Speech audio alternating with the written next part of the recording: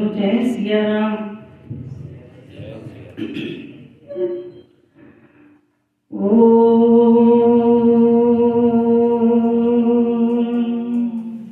हरि ओम। श्री गणेशाय नमः। श्री सरस्वते नमः। श्रीमते रामानुजाय नमः। लक्ष्मीनाथ समारंभां नाथयामुनमध्यमाम् अस्मदाचार्यपर्यन्तां वन्दे गुरु परम्परां। वन्दे गुरु परम्परां। सीता मेरी मात है, पिता मेरे रघुनाथ। इन दोनों के चरणों में मेरा कोटि कोटि प्रणाम। मेरा कोटि कोटि प्रणाम। आए हैं तो प्रेम से लो हरि का नाम। सब भक्तों को इस दासी की जय जय सीताराम। जय जय राधे श्याम। जय जय श्री हनुमान। श्री रामायण प्रारंभ करूं, सुनो भक्त हनुमान। आसन यान विराजियो, कथा सुनो भगवान। सियावर रामचंद्र जी की जय। पवन सुत हनुमान जी की जय। उमापति महादेव जी की जय। बोलो रे भाई सब संतन की जय।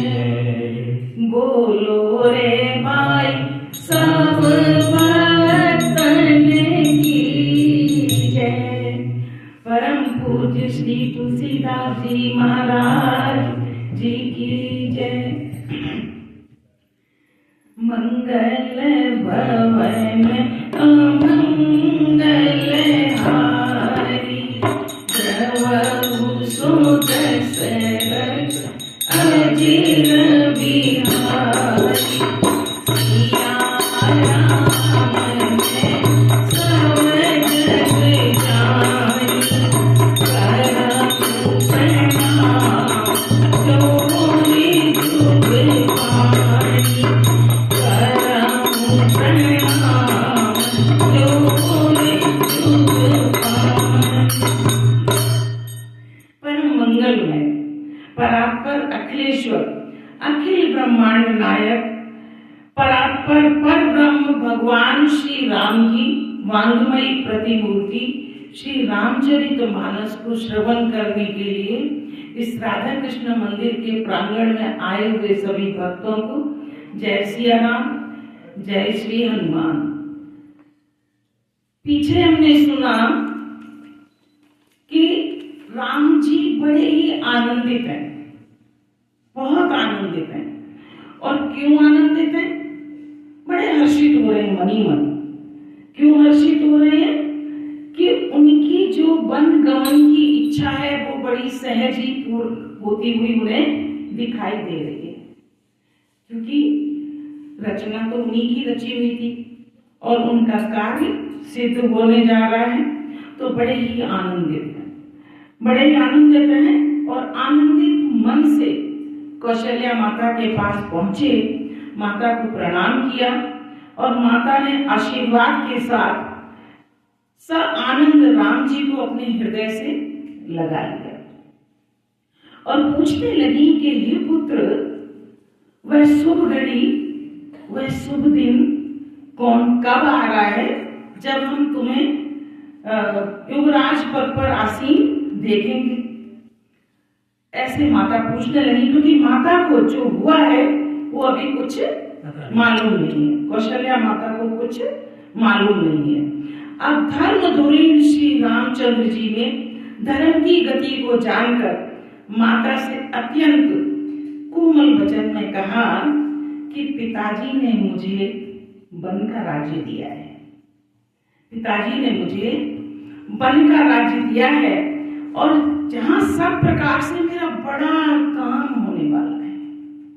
मैं बड़ा ही आनंदित हूं, मेरा सब काम होने वाला है, बड़ा ही सब सुचारू रूप से सब मेरा कार्य होने वाला है। माता ने जब ये वचन सुने, हालांकि राम जी ने तो बड़े ही सुंदर, सुशील और बड़ी ही मीठी वाणी में बोला, पर माता के हृदय को शूल जैसे लगे, तीर जैसे लगे। वे बड़ी ही थर-थर कांप गई उसको सुनकर, घबरा गई। फिर कहने लगी कि पिताजी तो, राजा दशरथ तो तुमसे सबसे ज्यादा स्नेह करते हैं, पिताजी तो तुमसे सबसे ज्यादा स्नेह करते हैं, फिर उन्होंने ये तुम्हें वन जाने के लिए क्यों कहा? वन जाने के लिए क्यों कहा? और राम जी ने कहा कि मेरा उसमें ही सब तरह से भलाई है, मेरे बड़े बड़े काम होंगे। और माता चिंता मत कीजिए, 14 वर्ष वन में ऐसे गुजर जाएंगे पता ही न चलेगा, आकर के मैं जल्दी से आपके चरणों का दर्शन करूंगा। आप दुखी न हो, दुखी नहीं होना चाहिए। श्री राम की जब ये वचन सुने पर माता के नेत्रों से जल की धारा बहने लगी और सब थर थर थर थर उनका शरीर कांपने लगा।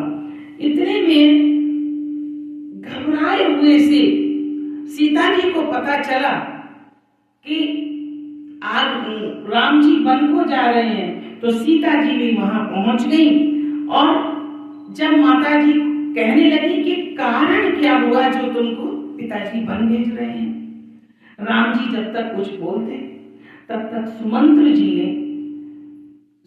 जी के पुत्र ने वह सारी कथा उनको सुना दी कि जो जो वृत्तांत हुआ वो सब सुमंत्र जी के पुत्र ने माता कौशल्या को बता दिया। माता कौशल्या ने जब का आदेश सुना कि माता और पिता दोनों की ये आज्ञा है, तो उन्होंने कहा कि मैं बहुत प्रसन्न हूँ, आज बहुत प्रसन्न हूँ कि मेरा पुत्र माता पिता की आज्ञा मानने के लिए तैयार है।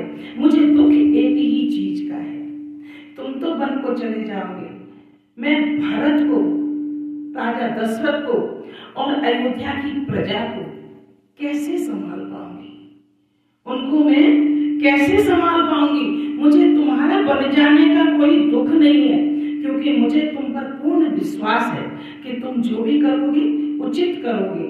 पर मैं यहाँ की जनता को और भारत को खासकर, क्योंकि कौशल्या माँ जितना राम को प्रेम करती हैं उससे कहीं अधिक भरत को प्रेम करती हैं, तो वे कहने लगी कि मैं भरत को कैसे संभालूंगी। और ये सब तो ठीक है बेटा, जैसे तुम्हारी इच्छा है। मैं तो बस इतना ही कह सकती हूँ कि वन में जो वन देवता हैं वे तुम्हारे पिता के समान होंगे और जो वन देवियां हैं वो तुम्हारी माताओं के समान होंगी।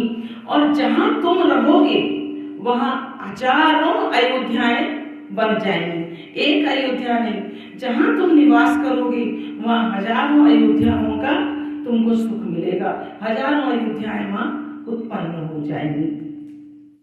यहाँ तक हमने सुना, आगे की कथा हम आज सुनते हैं। देव पितर सब तुम्हारी गुसाई, राजाओं पलक नयन की आई, अवधियां होती परिजन मीरा, तुम करुणा धर्म मीरा, अस विचार कोई करो भाई, समझी सके बैठे हुआई, जाओ सुखी बन बलि जाऊं, करी अनाथ जन परिजन गाऊं, सकल आज सुख बन दीजा, भयो करार काल विपरीता, बबुली तेरा पितर कपटाई, परम आभारी आपुई जानी, दारुण दुसन आऊर जावा, बनी न जाय विलाप कलावा, राम तुम्हार आतुर आई, करिब दुपट बहु समझाई। माता कहने लगी कि हे गुसाई, सब देव और पितर तुम्हारी वैसे ही रक्षा करें जैसे पलकें आंखों की रक्षा करती हैं। तुम वन में जाओ, वहां के जितने भी देवता हैं, देवियां हैं, सब लोग तुम्हारी ऐसे रक्षा करें जैसे हमारी आंखों की पुतली को पलकें रक्षा करती हैं, इसी तरह सब तुम्हारी रक्षा करेंगे। तुम्हारे वनवास की अवधि 14 वर्ष की जो अवधि है, वो समझ लेना कि तुम्हारी जो 14 वर्ष की अवधि है वह जल है, और प्रियजन और कुटुंबी जन जिन्हें तुम अयोध्या में छोड़ के जा रहे हो, वे मछली हैं, वे मछली के समान हैं, और तुम दया की खान और धर्म की धुरी को धारण करने वाले हो। ऐसा विचार कर वही उपाय करना जिससे जीते जी तुम सबसे आकर मिल सको। तुम जो बन जा रहे हो, तुम्हारा वन का जो 14 वर्ष का अंतराल है वो जल है, और जल के बिना कौन नहीं रह सकता? मछली नहीं रह सकती जल के बगैर। तो यहाँ जिसको सबको तुम छोड़ के जा रहे हो वे मछली के समान है। तो तुम बस ये चिंता करना कि मैं जल हूं और मुझे मछलियों के लिए जल्द ही वापस जाना है, और तुम जीते जी आके मिल जाओ। मैं बलिहारी जाती हूँ, तुम सेवकों को, घर वालों को, नगर भर को अनाथ करके सुख पूर्वक वन को जाओ। हम तो सब तुम्हारे बगैर अनाथ हो जाएंगे। इस तरह कौशल्या माता कहने लगी, और आज सबके पुण्यों का फल पूरा हो गया। सबके जितने पुण्य थे वे खत्म हो गए, वे पूरे हो गए, क्योंकि पुण्य बचे ही नहीं, इसलिए तुम हमारे पास अब नहीं रहोगे। कठिन काल हमारे, ये जो काल चल रहा है ये हमारे विपरीत हो गया। इस प्रकार बहुत विलाप करके अपने को परम अभागिनी जानकर माता श्री रामचंद्र जी के चरणों में गिरकर लिपट पड़ी उनके चरणों में। हृदय में भयानक दुसह संताप छा गया। इस तरह विलाप कर रही हैं कि वहां का वातावरण एकदम गंभीर हो गया। उस समय के बहुविधि विलाप का वर्णन नहीं किया जा सकता। तुलसीदास जी कहते हैं कि उस समय पुत्र को चिपट कर जो माता विलाप कर रही हैं, उस विलाप को लिखने के लिए मेरे पास शब्द नहीं है। समाचार ते समय सुने, सिय उठी अकुलाय, जाय जासु पद कमल जुग, बंद बैठ सिर खाए। उसी समय सीता जी ने भी समाचार सुन लिया था। वे दौड़ी हुई आई, अकुलाहट के मारे आई, और माता कौशल्या के पास आकर उनके चरण कमलों की वंदना करके और सिर को नीचा झुकाकर वहीं उनके चरणों में ही वे बैठ गए। सीता जी उनके चरणों में ही बैठ गए और तीन शीस सासु में डुबाई, अब तुम्हारी देवी अनुयायी, बैठी ना मते सोचती सीता, उपरासी पति प्रेम मुनीका, जन्म जय जीवन नाथु, एक बेटी सन कोई नहीं साथु, जीवन खाने की केवल खाना, बिगर सब जाए न जाना, चारु चरण रटते कभी करेगी, नुपुर नुपुर मधुर कवि बरगी, मनाऊ प्रेम बस विनती करेगी, हमारी प्रिय बचन परिहरेगी, मंजू विलोचन मोट बिहारी, बोली दे राम में कारी, सास सुनौसी अति सुकुमारी, सास ससुर बचन बिहारी। सास ने कोमल वाणी से आशीर्वाद दिया, दुखी है खुद ही, उन्होंने बड़ी कोमल वाणी से सीता जी को आशीर्वाद दिया। वे सीता जी को अत्यंत सुकुमारी देखकर व्याकुल हो उठी, क्योंकि सीता जी बड़ी ही नाजुक सी हैं। उन्हें देखकर और ज्यादा व्याकुल होने लगी। रूप की राशि पति के साथ पवित्र प्रेम करने वाली सीता जी नीचा मुख किए हुए सोच रही हैं। नीचा मुख किए हुए अपनी सास माता के चरणों में बैठकर सोच रही है कि प्राणनाथ अब वन को जाना चाहते हैं, राम जी अब वन को चलना चाहते हैं, देखें कि किस पुण्य से मेरा उनका साथ रहेगा। मन ही मन सोच रही है कि मेरा कोई ऐसा पुण्य है जिससे मैं राम जी के साथ इस काल में रह सकूं, ऐसा सोच रही हैं। और शरीर और प्राण सोच रही है कि शरीर और मेरे प्राण दोनों राम के साथ जाएंगे या सिर्फ केवल प्राण ही जाएंगे उनके साथ। का मतलब है कि अगर मुझे नहीं यहाँ से जाने दिया, ना राम जी लेके गए, तो सिर्फ मेरे प्राण ही उनके साथ जाएंगे, ये शरीर तो नहीं जा पाएगा उनके साथ और शरीर रहेगा ही नहीं। ऐसे सोच रही हैं। बड़े प्राण दोनों साथ जाएंगे, शरीर प्राण या प्राण ही से इनका साथ होगा। विधाता की करनी कुछ समझ नहीं आती, बड़ी परेशान हो रही है। सीता जी अपने सुंदर चरणों के नाखूनों से धरती को, नीचे जमीन को कुरेद रही है। धीरे धीरे उसको कुरेद रही है और मन में विचार चल रहे हैं। ऐसा करते समय जो उनके पैरों में पायल है, उसकी नूपुर धीरे बज रहे हैं।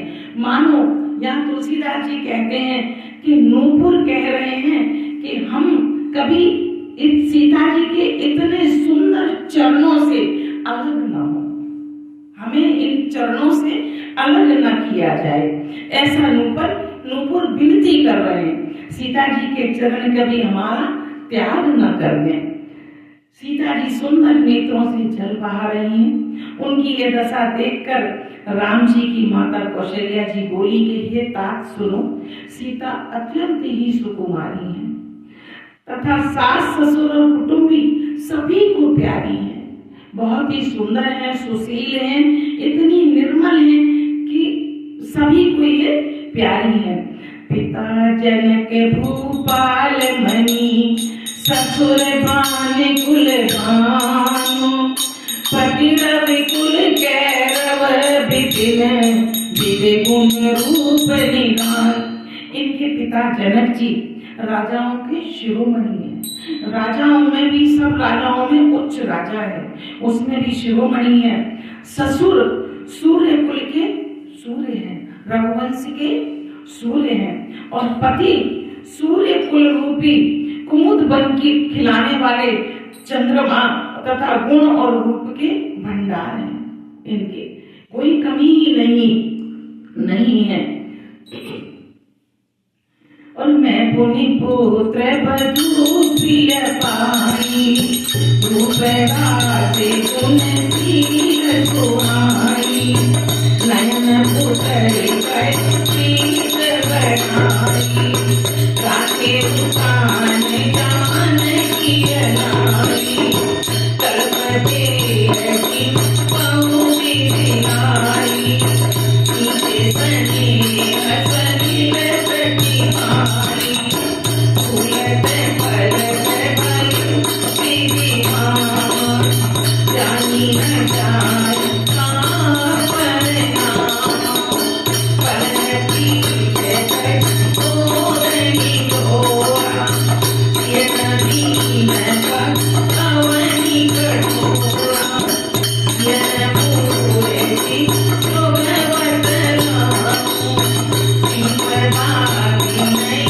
कारणी बानो, सोचिय चलन कहित वन साथा, आय सुधार रघुनाथा, चंद्र किरण रस रसिकत होई, रघुक नयन सकल सिंह जोई।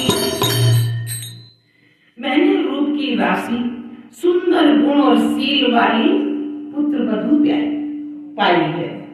हमारे सब इनके पिता राजाओं के शिरोमणि हैं, ससुर सूर्य कुल के सूर्य हैं, पति इतने अच्छे हैं कि उनके मुखमंडल को देखकर वन में फूल खिलते हैं, बगीचों में फूल खिलते हैं।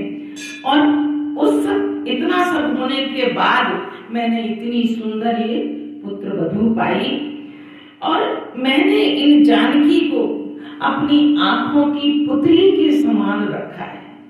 जैसे आंखों की जो पुतली है, पलक उनकी रक्षा करते हैं, इसी तरह मैंने सीता जी को अपने संरक्षण में रखा है। मैंने इनको इतना प्यार दुलार के साथ रखा है। इन्हें कल्पलता के समान मैंने बहुत तरह से बड़े लाड़ चाव के साथ स्नेह रूपी जल से सींचकर पाला है। इतने दिनों से सींचकर पाना है। अब लता के फूलने फलने का समय विधाता बाम हुए। अब जब हमारे परिवार का फूलने फलने का समय आया, तब हमारे विधाता बाम हो गए, भगवान हमसे रूठ गए। हमें सब उल्टा ही उल्टा होने लगा। कुछ जाना नहीं जाता कि इसका परिणाम क्या होगा। ऐसे कह कह के विलाप कर रही हैं कौशल्या जी। सीता ने कभी पलंग पर, कभी गोद में और कभी हिंडोले को छोड़कर कभी पृथ्वी पर पैर नहीं रखा। इतने कोमल उनके पैर हैं कि फूल की पंखुड़ियों के ऊपर जब वे चलती हैं तो वे फूल की पंखुड़ियां भी उनके पैर को घायल कर देती हैं, उससे भी उनके पैर में चुभन हो जाती है। इतने नाजुक, इतने कोमल इनके पैर हैं। मैं सदा संजीवनी जड़ी के समान सावधानी से इनकी रखवाली करती रही। जब से ये जनकपुर से हमारे अवधपुर में आई, हमारी पुत्र वधू बनके, तब से हम इनका अत्यंत ध्यान रखते हुए इस तरह से हमने इनका पालन पोषण किया। कभी दीपक की बत्ती बढ़ाने को भी नहीं कहा। ये नहीं कहा कि जाकर तुम दीपक की बत्ती ही बुझा दो। कभी हमने इनसे कोई काम नहीं कराया। वही सीता अब तुम्हारे साथ बन जाना चाहती है। वही सीता अब तुम्हारे साथ बन जाना चाहती है। हे रघुनाथ, उसे क्या आज्ञा देते हो? चंद्रमा की किरणों का रस चाहने वाली चकोरी सूर्य की ओर आंख कैसे मिला सकती है? जो चकोरी चंद्रमा की चांदनी का रस पीती हो, वह सूर्य से आंखें कैसे मिला सकती है? इतनी कोमल सीता जी, इतनी कोमल सीता जी ये वन में कैसे निर्वाह कर सकेंगी? करके हरि निश्चर चरहि, दोस्त जंतु बने भूर, जिस बाटिका की सोह सुभग सजीवन मूल। हाथी, सिंह, राक्षस आदि अनेक दुष्ट जीव जंतु वन में विचरते रहते हैं, घूमते रहते हैं। हे पुत्र, क्या विष की वाटिका में सुंदर संजीवनी बूटी शोभा पा सकती है? विष की वाटिका में कैसे जीवन निर्वाह करेगी संजीवनी बूटी? नहीं रह सकती। जहाँ चारों तरफ विष हो वहां तो वह फल फूल सकती ही नहीं। और बनहित को लेके रात की सोई, रहती निरंजन से सुबह होई, पानी करने की कड़ी न सुहाओ, तिलनी करे सन कान दिखाओ, कहता बस की कान की जोड़ो, जिनका कहे सुतरा सब हो, ये बन बनाई कांति की भांति, बिचरी बिचरा पीछे चिड़ाती, सुतर सुवर बन बनकारी, रावण को बेटी कुमारी, अस बिचारी जस आय सोई, मैं सिख के उठान किया को, जोगिया भवन रहे जय अम्बा, कोई कहाँ होई बहु अवलंबा, सुरघुवीर मातु प्रियवाणी, तीरथ सुधार तुझानी। वन के लिए तो कौशल्या जी कहती हैं कि वन के लिए तो ब्रह्मा जी ने विशेष सुख को न जानने वाली कोल और भीलों की लड़कियों को बनाया है। वन में तो जो कोल भील रहते हैं उनकी लड़कियों को बनाया है कोल भील के लिए। हमारी ये सुंदर राजकुमारी, सुंदर सुशील जानकी के लिए थोड़े ही ना वहां का, जिनका पत्थर जैसा कठोर शरीर होता है, उनका स्वभाव भी कठोर होता है, उन्हें वन में क्लेश नहीं होता। पर इतनी सुकुमार सीता ये तो वन में निर्वाह नहीं कर सकेगी। अथवा तपस्वियों की स्त्रियां जो होती हैं, जब वानप्रस्थ आश्रम के लिए तपस्वी चले जाते हैं, राजा चले जाते हैं, साथ में उनकी पत्नियां भी चली जाती हैं, तो वे एक पकी हुई एज की होती हैं, पकी हुई उम्र की होती हैं, इतनी सुकुमार नहीं होती। वे निर्वाह कर सकती हैं वन के अंदर, जिन्होंने तपस्या के लिए सब भोगों को तज दिया होता है, जिन्होंने सब छोड़ दिया होता है। हे पुत्र, तस्वीर में बने हुए बंदर से जो सीता जी डर जाती हैं, तस्वीर में यदि बंदर की छवि देख लें उससे भी सीता जी डर जाती हैं, तो ये वहां जो साक्षात मिलेंगे सर बंदर, भालू, हाथी, सारे जानवर, उनमें ये कैसे निर्वाह कर सकेंगी। देव सरोवर के कमल वन में विचरण करने वाली हंसिनी, जो देवताओं के सरोवर में विचरण करती हो जो हंसिनी, वो क्या छोटे मोटे ताल तलैयों में रह सकती है? उनका गुजारा ताल तलैयों में नहीं होता। छोटे छोटे तालाब और तलैया होती है ना, जो मानसरोवर में रहने वाला हंस हो वो कैसे उन तलैयों में निर्वाह कर सकता है? माता कहती हैं यदि सीता घर में रहे तो मुझको भी बड़ा सहारा हो जाएगा। ये राम सीता यदि वन में घर में रुक जाएं तो मुझे भी बड़ा सहारा हो जाएगा। श्री रामचंद्र जी ने माता की प्रिय वाणी सुनकर मानो सील और स्नेह रूपी अमृत से सनी हुई वाणी माता की सुनी और कई प्रिय वचन विवेकमय कीन माति परितोष लगे प्रबोधन जन कहीं प्रगट विभिन्न गुण दोष। विवेकमय प्रिय वचन कहकर माता को संतुष्ट किया। माता को बोला कि मैं सीता जी को समझाऊंगा। बड़ा विवेकमय वचन बोले। फिर उन्होंने गुण दोष प्रकट करने के लिए जानकी को समझाने लगे। जो माता ने कहा उसी तरह के गुण दोष सब बताकर कि क्या अच्छा है क्या बुरा है, ऐसा कहते हुए जानकी जी को समझाने लगे।